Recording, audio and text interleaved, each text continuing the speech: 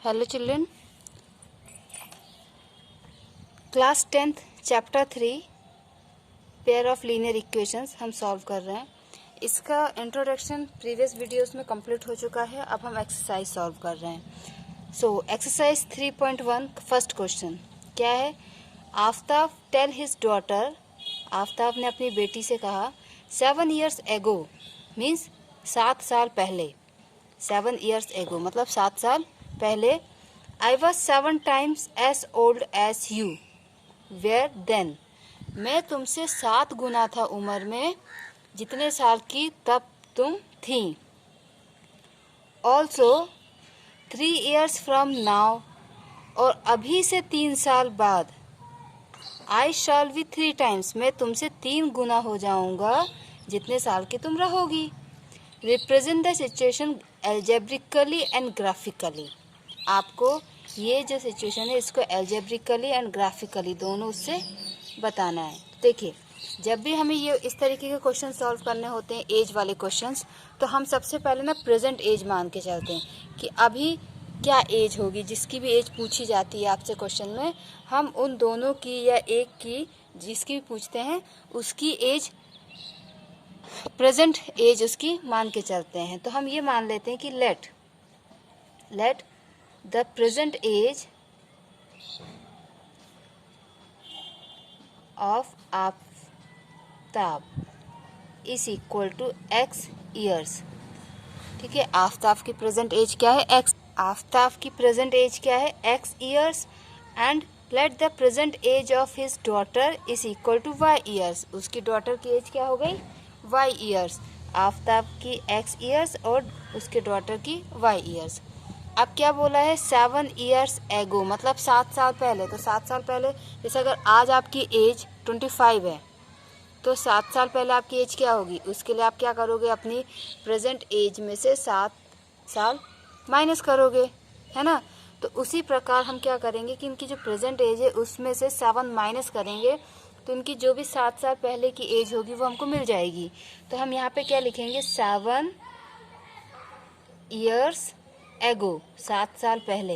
7 years एगो क्या होगा आफ्ताब एज, आफ्ताब की एज क्या हो जाएगी x minus 7 years। Okay, and his daughters as, उसकी डॉटर की एज हो जाएगी y माइनस 7 years। क्लियर। अब 7 साल पहले क्या है, I was 7 times as old as you were then। मैं तुमसे 7 गुना हो जाऊंगा उम्र में जितने साल की तुम रहोगी। तो क्या है कि ये उसकी डॉटर की एज है। ओके, ये क्या है उसको डॉटर की एज है और ये आफ्ताब की एज है।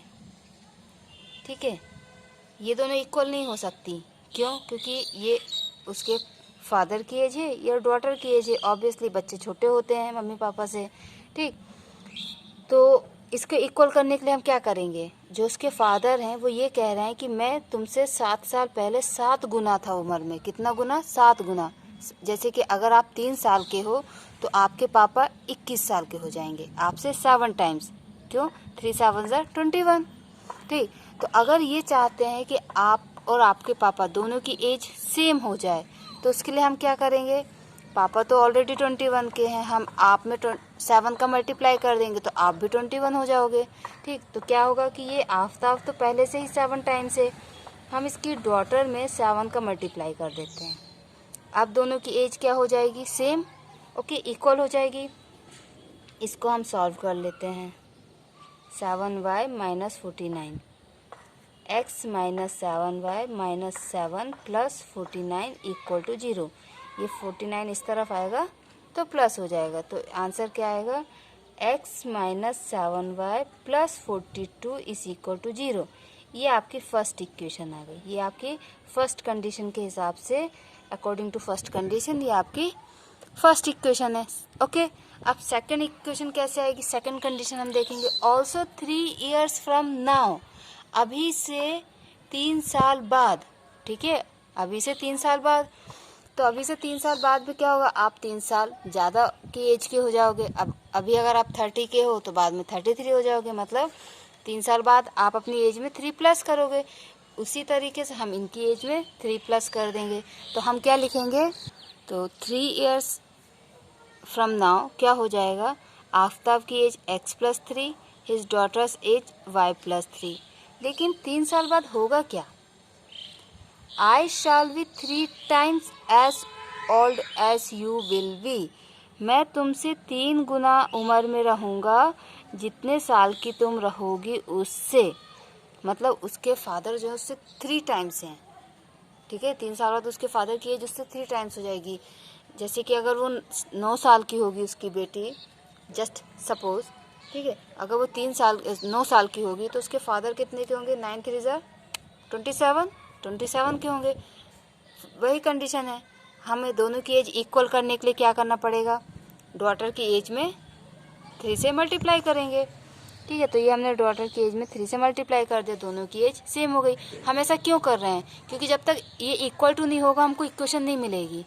ओके, तो ये हो गया x+3 is equal to 3y+9, x - 3y plus 3 -9 equal to 0, x - 3y -6 is equal to 0। ये आपका सेकंड इक्वेशन हो गया। तो देखिए एल्जेब्रिकली, ठीक है, एल्जेब्रिकली हमने जो हमें कंडीशन दी थी, ये एल्जेब्रिकली हमने इसको रिप्रेजेंट किया है। ओके, और ग्राफिकली रिप्रेजेंट करने के लिए पहले हमको इसको सॉल्व करना पड़ेगा ग्राफिकल मेथड से। हमको इसको क्या करना पड़ेगा, ग्राफिकल मेथड से पहले इसको सॉल्व करना पड़ेगा। तो इस क्वेश्चन के साथ साथ मैं आपको ग्राफिकल मेथड भी समझा देती हूँ। ओके, तो देखिए ग्राफिकल मेथड क्या होता है। 4 मेथड आपको इस चैप्टर में पढ़ने हैं, जिसमें से फर्स्ट मेथड है ग्राफिकल मेथड। एक लीनियर इक्वेशन को सॉल्व करने के लिए आपने क्लास 9th में इसको कवर किया है, क्लास 10th में आप 2 लीनियर इक्वेशन को सॉल्व करेंगे ग्राफिकल मेथड से। तो देखिए कैसे करेंगे, आप फर्स्ट इक्वेशन को लेंगे x - 7y plus 42 equal to 0, ये आपका फर्स्ट इक्वेशन है, ठीक है। अब इस फर्स्ट इक्वेशन में से या तो x या y, आपकी मर्जी, आपकी चॉइस, या तो x या तो y, दोनों में से किसी एक की वैल्यू आपको अपने मन से लेनी होगी। एंड मिनिमम 3 वैल्यू आप लेंगे ही लेंगे। 3 से ज़्यादा ले सकते हैं, लेकिन मिनिमम 3 लेना है, 3 से कम नहीं लेंगे। क्यों, क्योंकि अगर आप 2 वैल्यू लेंगे तो 2 वैल्यू का तो हमेशा ही लीनियर ग्राफ बनेगा, और 3 वैल्यूज़ लेंगे अगर उसका लीनियर ग्राफ बनता है, दैट मीन्स कि आपकी इक्वेशन भी सही है और आपने सही सॉल्व भी किया है। क्लियर। तो हम मान लेते हैं यहाँ पर हम ये मान के चलते हैं कि x, ठीक है, तो ये हमारी फर्स्ट इक्वेशन है। हम मान के चलते हैं कि x की वैल्यू 1 2 एंड 3, ये हमने अपनी तरफ से मान लिया। आप 3 से ज़्यादा भी वैल्यू ले सकते हैं, और वैल्यू आप जितनी छोटी लेंगे आपके कैलकुलेशन उतने ही ईजी होंगे, ये बात आप याद रखिएगा। कुछ क्वेश्चंस ऐसे आ जाते हैं जहाँ पे हमको वैल्यू बड़ी लेनी होती है। क्यों, क्योंकि उस केस में ना यहाँ पे भी वैल्यूज़ बड़ी दी होती हैं, इसलिए। ओके, तो देखिए हमने x की वैल्यू 1 2 3 ये अपने मन से ले लिया। आप x की जगह y की भी ले सकते हैं, ठीक। तो देखिए जब हमने x इक्वल टू 1, जब आप x इक्वल टू 1 रखेंगे तो पुट x इक्वल टू 1, तो हम क्या करेंगे, इक्वेशन में x की जगह 1 पुट कर देंगे। ये आपका इक्वेशन है।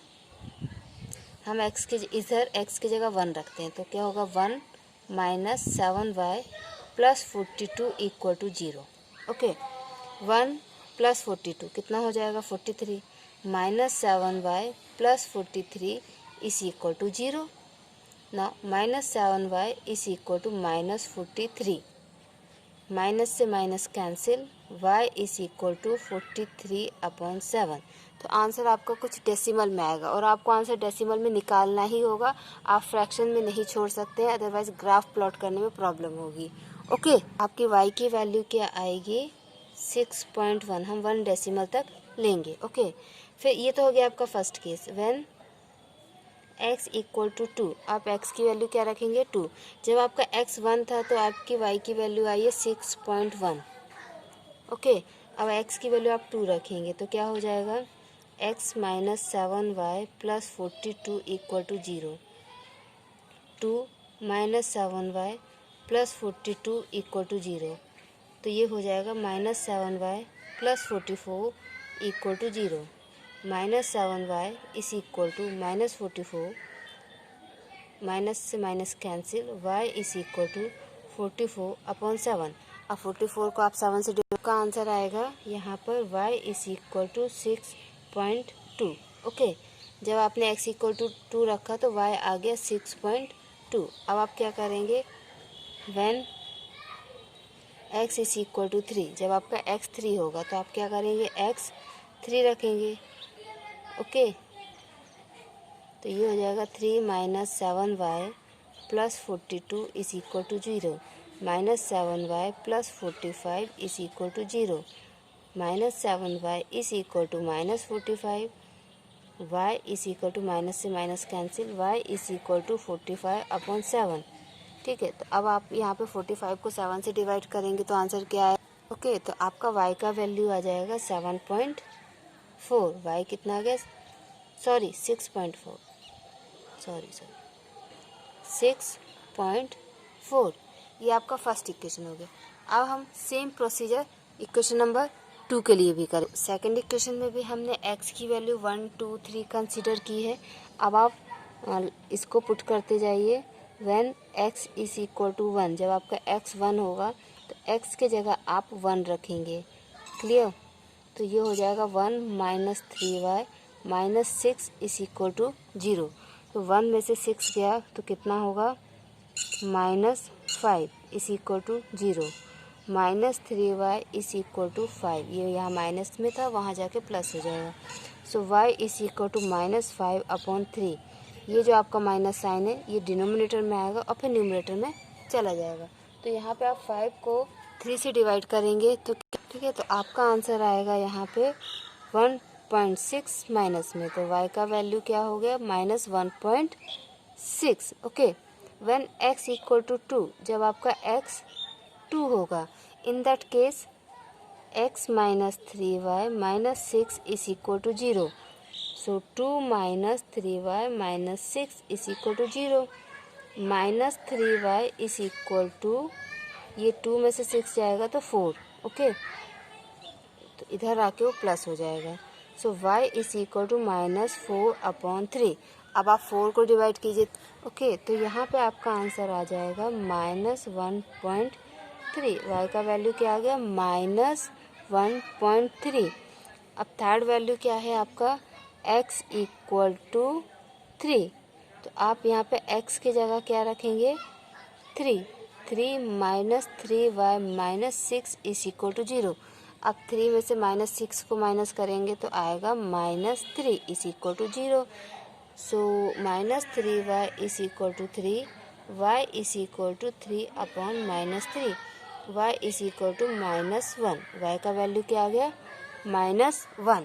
ओके, तो इस तरीके से अब क्या, आपकी ये दोनों वैल्यू आ गई। अब आपको इसका ग्राफ प्लॉट करना है। ग्राफ प्लॉट करने के लिए, क्योंकि ये पॉइंट में आंसर है तो ग्राफ होना ज़रूरी है।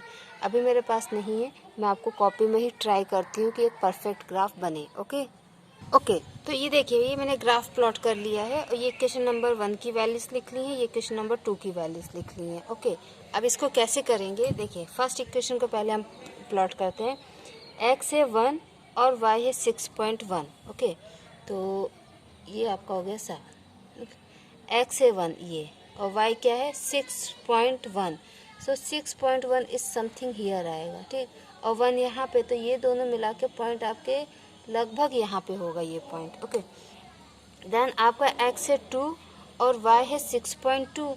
तो x है 2 यहाँ पर और 6.2 लगभग यहाँ पर होगा, तो ये दूसरा पॉइंट आपका यहाँ पे आ गया। ओके, तीसरा पॉइंट क्या होगा, x है आपका 3 और y है आपका 6.4। तो x है 3 एंड y है 6.4, तो ये लगभग इधर पे होगा। अब हम क्या करेंगे कि इससे मिला के एक लाइन बनाएंगे। ओके, ठीक है, तीनों पॉइंट्स को मिला के ये एक लाइन ड्रॉ किए, first point, second point, third point. ये 3 पॉइंट हमको मिले थे इक्वेशन नंबर 1 से। ठीक है, ये आपके इक्वेशन नंबर 1 का ग्राफ है। ये हमको उनको 3 पॉइंट को जोड़ते हुए हमने एक लाइन खींच दी। ठीक है, अब हम सेकंड इक्वेशन के पॉइंट्स को जोड़ते हैं। x है आपका 1 और y है -1.6, तो आपका -1 यहाँ पे है, 2 यहाँ पे, 0.5 यहाँ होगा, तो 0.6 लगभग यहाँ पे होगा। जब आप ग्राफ में प्लॉट करेंगे ना तो ये चीज़ें आपको बहुत अच्छे से मिलेंगी। फिर आपका x है 2 और y है -1.3, तो x है आपका 2 और 1.3 अप्रॉक्स यहाँ पे होगा, ठीक है, 1.5 और 1 के बीच में। देन x है आपका 3 और y है आपका -1, तो ये हो गया 3 और ये हो गया -1। तो अब आप क्या करेंगे, इन तीनों पॉइंट्स को जोड़ते हुए एक लाइन खींचेंगे। ये हो गया आपका इक्वेशन 2 का ग्राफ। अब देखिए ये इंटरसेक्ट करेंगी क्योंकि यहाँ से ये एक्सपेंड होते जा रहे हैं, यहाँ से ये ऐसे थे, तो ये एक्सटेंड करेंगे, लेकिन पता नहीं कहाँ पे एक्सटेंड करेंगे। इसको आप आगे जब फर्दर ले जाएंगे इन दोनों लाइनों को, तो ये बहुत दूर जाके कहीं पे एक्सटेंड करेंगी, बट हमसे एक्स और वाई की वैल्यू तो पूछी नहीं है, तो हम इट्स नॉट नेसेसरी कि हम इसको आगे एक्सटेंड करें और इनको इंटरसेक्ट करवाएं, ठीक। बट हम ये समझ चुके हैं कि ये पैरेलल नहीं है। क्यों? क्योंकि ये यहाँ से ऐसी होती जा रही हैं और ये यहाँ से ऐसी होती जा रही है, इसलिए ये पैरेलल तो बिल्कुल भी नहीं है, इंटरसेक्ट कहीं ना कहीं होंगी। तो इस क्वेश्चन का आंसर मिलेगा हमको। तो इस तरीके से आपने देख लिया कि हम ग्राफिकल मेथड से आंसर निकाल सकते हैं। ये आपका ग्राफिकल मेथड था। हमने एक्सरसाइज 3.1 का फर्स्ट क्वेश्चन को ग्राफिकली एंड अलजेब्रिकली सॉल्व किया है। Okay, so thank you children. आप इसकी हेल्प से ग्राफिकली मेथड से आगे और क्वेश्चन सॉल्व कीजिएगा।